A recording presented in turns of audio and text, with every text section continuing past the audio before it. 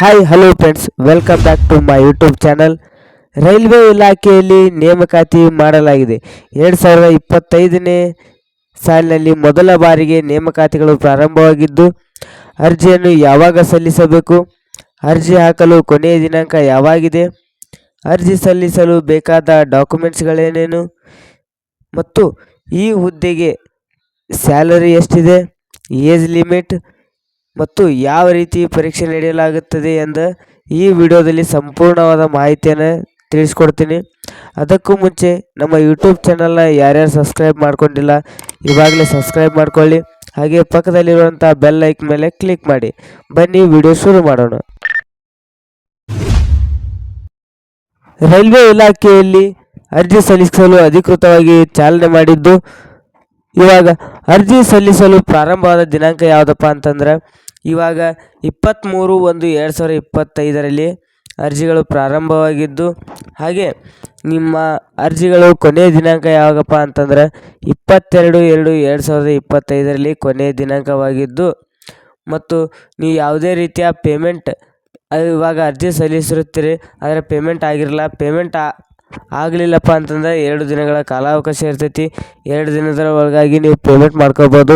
ಹಾಗೆ ನೀವು ಯಾವುದೇ ರೀತಿ ಅರ್ಜಿ ಹಾಕಿದ ಮೇಲೆ ಯಾವುದೇ ರೀತಿಯ ಮಿಸ್ಟೇಕ್ ಏನಾದರೂ ಆಗಿತ್ತಪ್ಪ ಅಂತಂದ್ರೆ ಎಡಿಟ್ ಮಾಡ್ಕೊಳ್ಳಿಕ್ಕೆ ಅಥವಾ ಮೋಡಿಫೈ ಮಾಡ್ಕೊಳ್ಳಿಕ್ಕೆ ಕಾಲಾವಕಾಶ ಕೊಡ್ತಾರೆ. ಅದು ಯಾವ ಡೇಟಿಗೆಪ್ಪ ಅಂತಂದ್ರೆ 25/2/2025ರಿಂದ 6/3/2025ವರೆಗೂ ಕರೆಕ್ಷನ್ಗೆ ಅವಕಾಶ ಇರ್ತೈತಿ. ಈಗಾಗಲೇ ತಿಳಿಸಿದ ಹಾಗೆ ಈಗ ಇವತ್ತು 32,438 ಹುದ್ದೆಗಳನ್ನು ಕರೆದಿದ್ದಾರೆ. ಅದೇ ರೀತಿ ಏಜ್ ಲಿಮಿಟ್ ಯಾವ ರೀತಿ ಇದೆಯಪ್ಪ ಅಂತಂದ್ರೆ 18ರಿಂದ 36 ವರ್ಷದ ಒಳಗಾಗಿರುವಂಥ ಎಲ್ಲ ಅಭ್ಯರ್ಥಿಗಳು ಅರ್ಜಿ ಸಲ್ಲಿಸಬಹುದು.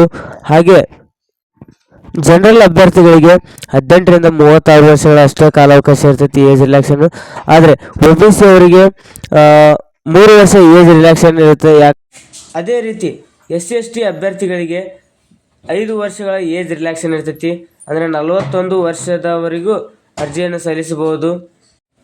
ಅದೇ ರೀತಿ ಎಕ್ಸಾಮ್ ಅಪ್ಲಿಕೇಶನ್ ಫೀಸ್ ಬಗ್ಗೆ ನೋಡೋದಾದರೆ UR ಮತ್ತು OBC ಮತ್ತು EWSದವರಿಗೆ ಅದು ಎಕ್ಸ್ಪೆಷಲಿ ಪುರುಷ ವಿದ್ಯಾರ್ಥಿಗಳಿಗೆ 500 ರೂಪಾಯಿ ಎಕ್ಸಾಮ್ ಅಪ್ಲಿಕೇಶನ್ ಫೀಸ್ ಇರುತ್ತೆ. ಆದರೆ ನೀವು ಎಕ್ಸಾಮ್ ಅಟೆಂಡ್ ಆಗಿದ ನಂತರ ನಿಮಗೆ 400 ರೂಪಾಯಿ ನಿಮ್ಮದು ಬ್ಯಾಂಕ್ ಖಾತೆಗೆ ರಿಫಂಡ್ ಆಗುತ್ತೆ. 100 ರೂಪಾಯಿ ಏನೈತಿ ಎಕ್ಸಾಮ್ ಅಪ್ಲಿಕೇಶನ್ ಫೀಸ್ ಅಂತೇಳಿ ಚಾರ್ಜಸ್ ಅಂತ ಕಟ್ ಆಗಿರ್ತೈತಿ. ಅದೇ ರೀತಿ PWBD ಮತ್ತು ಮಹಿಳೆಯರಿಗೆ ಮತ್ತು ಎಕ್ಸ್ ಸರ್ವಿಸ್ ಮ್ಯಾನ್ಗಳಿಗಾದರೆ 750 ರೂಪಾಯಿ ಎಕ್ಸಾಮ್ ಫೀಸ್ ಇರುತ್ತೆ. ಆ 750 ರೂಪಾಯಿ ಎಕ್ಸಾಮ್ ಫೀಸ್ ಇರ್ತೈತಿ. ನೀವು ಏನಾದರೂ ಒಂದು ಸತಿ ಎಕ್ಸಾಮ್ ಅಟೆಂಡ್ ಆದ್ರಿಯಪ್ಪ ಅಂತಂದ್ರೆ ಸಂಪೂರ್ಣವಾಗಿ 750 ರೂಪಾಯಿನೂ ನಿಮ್ಮ ಬ್ಯಾಂಕ್ ಖಾತೆಗೆ ರಿಫಂಡ್ ಆಗುತ್ತೆ. ರಿಕ್ವೈರ್ಮೆಂಟ್ ಪ್ರೋಸೆಸ್ ಯಾವ ರೀತಿ ಇರ್ತೈತಪ್ಪ ಅಂತಂದ್ರೆ ಮೊದಲನೇದಾಗಿ ಕಂಪ್ಯೂಟರ್ ಬೇಸ್ಡ್ ಟೆಸ್ಟ್ ಇರ್ತೈತಿ. ಎರಡನೇದಾಗಿ ಫಿಸಿಕಲ್ ಎಫಿಷಿಯನ್ಸಿ ಟೆಸ್ಟ್ ಇರ್ತೈತಿ. ಮೂರನೇದಾಗಿ ಡಾಕ್ಯುಮೆಂಟ್ ವೆರಿಫಿಕೇಶನ್ ಇರ್ತೈತಿ. ನಾಲ್ಕನೇದಾಗಿ ಮೆಡಿಕಲ್ ಎಕ್ಸಾಮಿನೇಷನ್ ಇರ್ತೈತಿ. ಅದೇ ರೀತಿ ಈಗ ಕಂಪ್ಯೂಟರ್ ಬೇಸ್ಡ್ ಟೆಸ್ಟ್ ಯಾವ ರೀತಿ ಇರ್ತೈತಿಯಪ್ಪ ಅಂತಂದ್ರೆ ಇದು ಮಲ್ಟಿಪಲ್ ಚಾಯ್ಸ್ ಕ್ವಶನ್ಸ್ ಉಳ್ಳಂಥ 100 ಪ್ರಶ್ನೆಗಳಂಥ ಪ್ರಶ್ನೆ ಪತ್ರಿಕೆ ಆಗಿರ್ತೈತಿ. ಅದು 90 ನಿಮಿಷಗಳಲ್ಲಿ ಬರೀಬೇಕಾಗಿರ್ತೈತಿ. ಅದರಲ್ಲಿ ಜನರಲ್ ಸೈನ್ಸ್ ಅಂತೇಳಿ 25 ಕ್ವಶನ್ಸ್ ಇರ್ತೈತಿ. ಮ್ಯಾಥಮೆಟಿಕ್ಸ್ ಅಂತೇಳಿ 25 ಕ್ವಶನ್ಸ್ ಇರ್ತೈತಿ. ಅದೇ ರೀತಿ ಜನರಲ್ ಇಂಟೆಲಿಜೆನ್ಸಿ ಅಂತೇಳಿ 30 ಕ್ವಶನ್ಗಳು ಇರ್ತಾವೆ.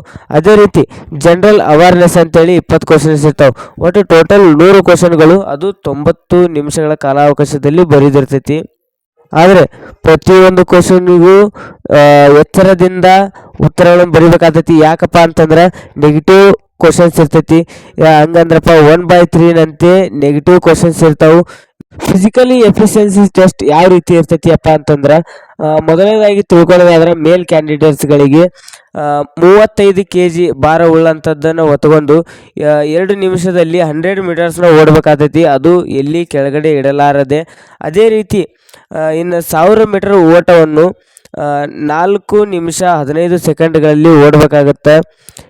ಯಾವುದೇ ರೀತಿಯ ನಿಲ್ಲಲಾರದೆ 1000 ಮೀಟರ್ ಓಟವನ್ನು 4 ನಿಮಿಷ 15 ಸೆಕೆಂಡ್ನಲ್ಲಿ ಓಡಬೇಕಾಗತ್ತೆ. ಅದೇ ರೀತಿ ಫಿಮೇಲ್ ಕ್ಯಾಂಡಿಡೇಟ್ಸ್ಗಳಿಗೆ ಅಂದರೆ ಹೆಣ್ಣು ಮಕ್ಕಳಿಗೆ ಅದೇ ಸೇಮ್, ಆದರೆ kg ಬೇರೆ ಇರ್ತೈತಿ. ಅದೇ 20 kg ಉಳ್ಳಂಥ ಭಾರವಾದ ವಸ್ತುವನ್ನು 2 ನಿಮಿಷಗಳಲ್ಲಿ 100 ಮೀಟರ್ ಓಡಬೇಕಾಗುತ್ತೆ. ಅದೇ ರೀತಿ ಪುರುಷರಿಗೆ ಹೇಳಿದಂತೆ ಮಹಿಳೆಯರಿಗೂ 1000 ಮೀಟರ್ ಓಟನೇ ಇರ್ತೈತಿ. ಆದ್ರೆ ಬಟ್ 5 ನಿಮಿಷ 40 ಸೆಕೆಂಡ್ಗಳಲ್ಲಿ ಓಡಬೇಕಾಗತ್ತೆ.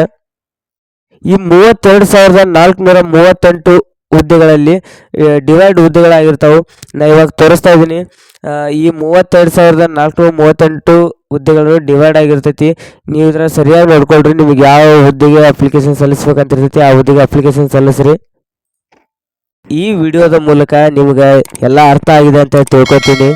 ಅರ್ಥ ಆಗಿದ್ರೆ ವಿಡಿಯೋಕ್ಕೆ ಒಂದು ಲೈಕ್ ಮಾಡಿ, ಕಮೆಂಟ್ ಮಾಡಿ, ಹಾಗೆ ಏನೇ ಡೌಟ್ ಇದ್ದರೂ ಕಮೆಂಟ್ ಮಾಡಿರಿ, ಅದಕ್ಕೆ ಉತ್ತರ ಕೊಡ್ತೀನಿ. ಹಾಗೆ ನನ್ನ ಚಾನಲ್ನ ಯಾರು ಸಬ್ಸ್ಕ್ರೈಬ್ ಮಾಡಿಲ್ಲ ಸಬ್ಸ್ಕ್ರೈಬ್ ಮಾಡಿರಿ. Thank you.